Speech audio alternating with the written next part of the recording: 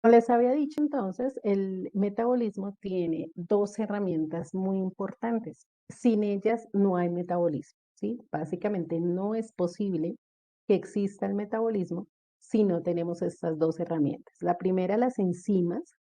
Entonces recordemos que las enzimas son proteínas, son moléculas de proteínas y son catalizadores. Los catalizadores lo que hacen es acelerar la velocidad de una reacción química y en este caso de una reacción química muy específica. Las células son supremamente, las enzimas, perdón, son supremamente específicas. Tan es así que solo sirven para una sustancia, una sola. Las enzimas no funcionan con sustancias diferentes, solo una, ¿sí? Y en esa sustancia es donde ellas hacen su proceso de catálisis, acelerar la reacción. Y lo bueno de las enzimas es que como son catalizadores, al final se recuperan, ¿cierto? Al final de la reacción se recuperan y pueden seguir participando una y otra vez de las reacciones químicas. ¿M? Nuestro organismo y una sola célula de nuestro organismo tiene miles de enzimas, miles de estas estructuras, ¿cierto? Porque como les digo, cada una cataliza una sola reacción y ahora imagínense cuántas reacciones hay en nuestro organismo para que todo funcione. Muchísimas, muchísimas reuniones, muchísimas reacciones, perdón, al mismo tiempo.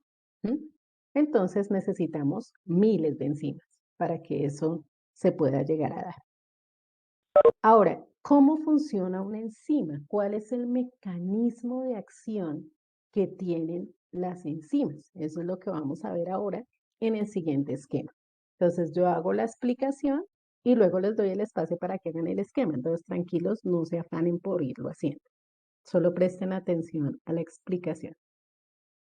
Entonces, fijémonos acá. Este esquema nos muestra cómo actúa una enzima o cuál es el mecanismo de acción de una enzima. Las enzimas las tenemos representadas aquí, o la enzima la tenemos representada aquí con esta parte gris, ¿sí? Recordemos que la enzima en sí es un compuesto químico, ¿cierto? Es una proteína, entonces es un compuesto químico, ¿listo? Y tenemos entonces lo que interviene. Por un lado la enzima, por otro lado este que está aquí en verde, que se llama sustrato. El sustrato es el compuesto específico, ¿cierto? Que va a ser catalizado por la enzima, ¿sí? El compuesto específico, el reactivo, por decirlo de alguna manera, que va a ser catalizado por la enzima. Y por otro lado tenemos el sitio activo. El sitio activo es donde se unen la enzima y el sustrato, ¿sí? Es el sitio específico donde se unen la enzima y el sustrato. Fíjense que este aquí donde dice de dónde proviene el sustrato es un compuesto químico que está en el organismo, ¿sí? Puede provenir de una reacción química, puede provenir de los alimentos, puede provenir, ¿sí? O sea, es un compuesto que ya está dentro del organismo, que hace parte de esto. ¿Listo? Ya cuando veamos reacciones específicas, cuando veamos procesos específicos del metabolismo, nos vamos a dar cuenta que son reactivos que ya están ahí o que se van formando a medida que se va dando el proceso mismo en el organismo. Entonces, este sustrato es un reactivo. Ahora, fíjense que la enzima tiene aquí una forma particular. ¿Por qué se le ha colocado esa forma particular en el esquema? Para que nos demos cuenta que solamente un sustrato específico es el que va a hacer parte. Solamente un sustrato específico es el que va a reaccionar. Solo uno. Y tiene que tener, o sea, en este caso se ha manejado así para que veamos que es este y no es otro. ¿Sí? Si viene otro con una forma distinta, no va a poder entrar ahí. ¿Mm? Es la manera para representar que la enzima es específica, que las enzimas son específicas. Listo. Una vez tenemos nuestras partes interactuantes, el sustrato, el sitio activo, que es donde se va a unir, y la enzima. Entonces, ¿qué es lo que sucede? El sustrato accede a la enzima, ¿cierto? Aquí tenemos una flechita que nos está diciendo que ese reactivo reacciona, ¿cierto? Llega a la enzima. Cuando el sustrato llega a la enzima cambia su forma, ¿cierto? Entonces se acomoda para que el sustrato quede perfectamente encajado en la enzima. Fíjense que aquí estaba más anchito, entonces se acomoda, se encaja, ¿cierto? Y cambia su forma cuando se une al sustrato. Y se forma algo que se llama complejo enzima-sustrato. En esa conformación del complejo enzima-sustrato, entonces es donde se va a llevar a cabo la reacción química, donde se va a hacer la catálisis, se va a acelerar el proceso del reactivo hasta llegar a convertirse en el producto. Deme un segundo, acá un momentico. Sí, Vanessa, no hay problema. Entonces, aquí hemos generado nuestro complejo enzima-sustrato. Una vez ya están ahí, entonces, ¿qué sucede? Se lleva a cabo la reacción química y en toda reacción química los reactivos terminan convirtiéndose en productos. Los reactivos se combinan y se forman los productos. Esta parte de la ciencia es denominada bioquímica, ¿no? Hace parte de la bioquímica, porque son procesos biológicos, pero están mediados también por reacciones químicas. Entonces, una vez lleva a cabo la reacción, se forma algo que se llama complejo enzima productos. Ya no tenemos el sustrato, ahora tenemos los productos. Por eso precisamente el cambio en el color, ¿cierto? Para mostrar que ahora ya se ha hecho la transformación química y tenemos productos. Entonces, el complejo enzima productos. Y ya como tenemos los productos de la reacción que necesitamos, que esos productos salgan y vayan a cumplir las funciones para las cuales la célula los elaboró. Entonces salen los productos y nos queda la enzima tal cual, como estaba al inicio. ¿Para qué? Para participar en otra reacción con otra molécula del mismo sustrato. ¿Sí? Recordemos que las enzimas nos sirven para varios sustratos. Entonces, vuelve a participar en una reacción con otra molécula del mismo sustrato para formar los mismos productos. ¿Hasta aquí está claro? ¿Se entendió? ¿Hay alguna duda?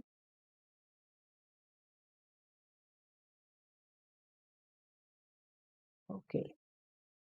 Entonces, si no tenemos dudas, por favor, hacemos el esquema del mecanismo de acción de las enzimas. Ustedes le pueden colocar allá en la parte superior, mecanismo de acción de las enzimas. Y hacemos el esquema. Ya continuamos.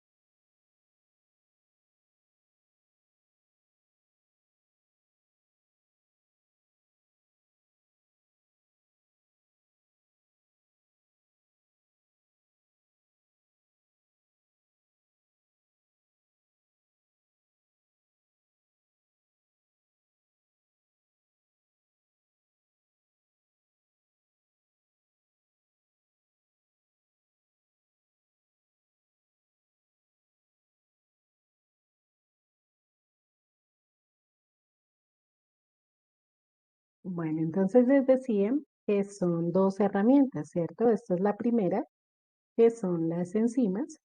La segunda herramienta que es fundamental para poder llevar a cabo el proceso de metabolismo es el ATP.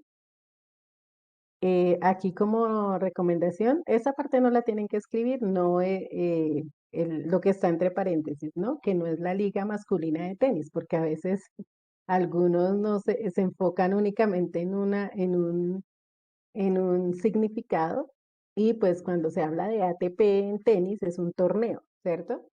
Pero en este caso no estamos hablando del torneo, no estamos hablando de la liga de tenis, estamos hablando de la molécula energética que tiene nuestro organismo, denominado adenosintrifosfato o adenosina trifosfato, ¿sí? Es un nucleótido y es la fuente de energía, ¿sí? Es la molécula energética que tiene nuestro organismo. Cuando revisamos los conceptos de catabolismo y anabolismo, recordarán ustedes que dijimos que en el catabolismo hay formación de ATP, ¿cierto? Se rompen enlaces y se forma ATP. En el caso del anabolismo es lo contrario, gastamos ese ATP que se forma, ¿cierto? Gastamos esa molécula energética para la elaboración de sustancias diferentes. Entonces, es la molécula energética de nuestro organismo y sin ella no se puede hacer absolutamente nada, ¿m? Al igual que pasa con las enzimas. Está formado por un grupo adenosina. Ese adenosina o adenosin tiene dos estructuras. La adenina, que es una em, base nitrogenada, es una base nitrogenada, y la ribosa, que es un azúcar. La adenina, una base nitrogenada, y la ribosa, un azúcar. Y tenemos un grupo trifosfato, es decir, tres moléculas de fosfato, ¿sí? Tres moléculas de fosfato. Ahora, ¿qué es lo que sucede con el ATP? Resulta que las tres moléculas de fosfato, ahí es donde se concentra la energía. Son enlaces de alta energía. ¿Por qué? Porque esas tres moléculas se repelen debido a que tienen cargas electrostáticas. Entonces, el fósforo del fosfato asume una carga positiva y el oxígeno tiene una carga negativa, o sea, es una molécula altamente polar. Los compuestos que presentan este tipo de características son compuestos que tienen enlaces iónicos y el enlace iónico es un enlace bastante fuerte. Es un enlace que tiene bastante energía acumulada allí. Ahí en ese grupo trifosfato es donde realmente se almacena toda la energía que posee el ATP. Cuando se trabajan las reacciones metabólicas, generalmente hay una desfosforilación de ese grupo trifosfato, y ahí es donde se obtiene la energía para las actividades, ¿sí? Para las diferentes reacciones, para todo lo que se necesite. Entonces, es gracias a ese rompimiento de los enlaces fosfato donde se almacena la mayor cantidad de energía. Entonces tomamos por favor el apunte sin escribir lo que está entre paréntesis, no, esa parte es una aclaración, pero no lo necesitamos. Entonces escribimos solamente el resto y ya ahorita vamos a ver cómo es la estructura del ATP. Vamos a mirar ahora esto que les acabo de mostrar en en la estructura como tal, ¿no? Básicamente, perdón, vamos a mirar cómo es la estructura del ATP.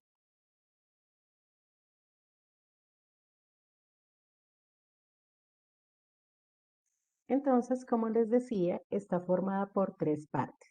El grupo adenosin, el grupo adenosin tiene dos de esas tres partes. Por un lado, la adenina y por el otro lado, la ribosa. La adenina, como ven ustedes aquí, es una base nitrogenada. Pues espero que la recuerden de sus clases de biología de noveno. donde hablábamos de las bases que conformaban el ADN y el ARN. Entonces, la adenina es una base nitrogenada del grupo de las purinas y tiene dos anillos. Es un heterociclo. Fíjense que ustedes que en el ciclo tiene además de carbono, nitrógeno. Entonces, es un heterociclo y tiene el grupo amina principalmente. ¿M? Por otro lado, tenemos la ribosa. La ribosa es un azúcar, es parte del grupo de los carbohidratos, es una pentosa y básicamente pues tiene la conformación como tal del carbohidrato que es carbono, hidrógeno y oxígeno. Tenemos aquí el enlace propio esta es una estructura que se llama estructura de Howard y representa en este caso la pentosa. Y por último tenemos los grupos fosfato. En estos grupos fosfato es donde está almacenada, como les decía, la energía y el rompimiento de estos grupos es lo que genera la liberación de esa energía. Como les dije, es una molécula que tiene fuerzas electrostáticas. El oxígeno es negativo, como ustedes lo pueden ver en la parte superior, y el fósforo que está aquí nos está representando la parte positiva de la molécula. ¿Sí? Entonces ahí tenemos lo que es la estructura del ATP. Si hay alguna pregunta, la pueden hacer. Por favor, hacemos la estructura.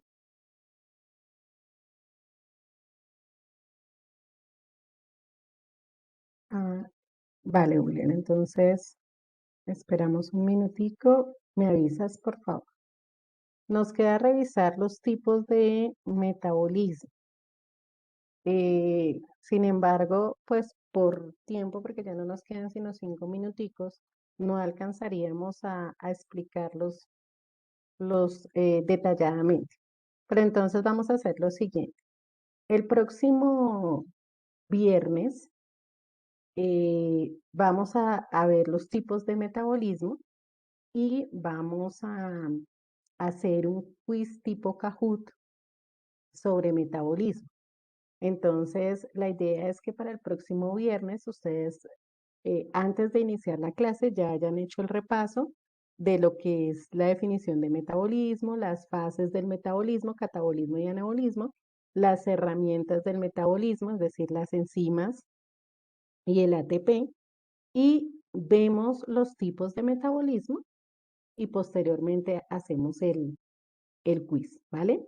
Entonces, el próximo viernes vamos a tener ese quiz tipo Kahoot. Entonces, simplemente pues ustedes ya conocen cómo es el manejo de esa herramienta. Entramos y desarrollamos pues la actividad. Bueno, entonces eso lo hacemos el próximo viernes. Entonces, chicos, vamos a dejar por hoy hasta aquí. Espero que tengan un feliz fin de semana, que aprovechen el puentecito para descansar, para compartir en familia, que se cuiden mucho y nos vemos Dios mediante la próxima semana. Bueno, Dios los bendiga. Chao a todos. Chao, profe. Chao.